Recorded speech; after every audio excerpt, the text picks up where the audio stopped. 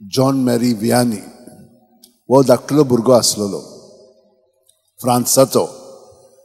त्या काळार म्हण तूं ते गोरवां आनी मेंढरां राखतालेच आनी शेतान काम करताले.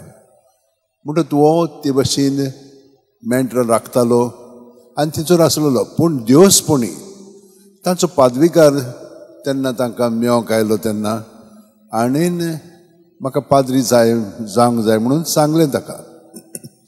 ताणें ताका आपल्या घरा व्हेलो आनी सगळें काम करून मागीर तो कशे भाशेन जियेता तें पळयलें.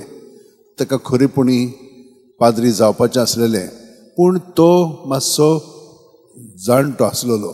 जाणटो म्हणजे 13 वर्सांचो आनी ताणें कोमयां घेवंक नासलेलो. म्हणून ही ताची कोमयां घेवपाची तयारी चलताली. घेतल्या उपरांत एकदम दिवसपणी सगळें ठापटीप करतालो. पूण मागीर ताका सेमिनरीन घातल्या उपरांत ताका अभ्यास करूंक जायना जालें. कित्याक ताचें मन ते शिस्तीत नासलेलें.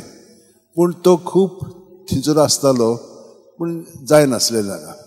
ताका शेकी पादवीकारानूच तांकां सांगलें पळय भुरगो हे भाशेन एग्जाम पास जावचो ना घडयेक पूण ताका आमी फुडें घालुया, ताका पाद्रीपण दिवया. आनी पाद्री जाल्या उपरांत ताका एका खेड्यान धाडलो जंयसर थंयसर लोक सगळो आपल्याचपणान जियेतालो, मौजा मारतालो आनी सगळे पातोक त्या गांवांत आसलेले.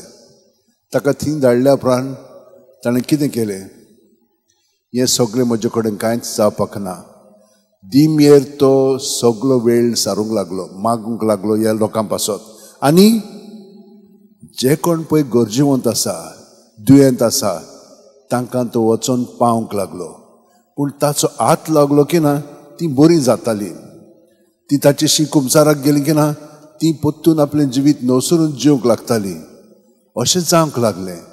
आनी हळू हळू आख्खो गांवच बदलोन थंयसर मागीर सगळो लोक भायलो येवंक लागलो. कित्याक हांगसर एक सांत आसा म्हणून. वरांची वरां तो मागण्यांत बसतालो. जय नासलेलो आपणाक जरबण मारून तो तांचे पासत पिराचीत करतालो आनी लोकांक खरेपणी ताचे वरवीं बरेपण मेळटालें. हे भाशेन ताणें आपलें जिवीत चाललें.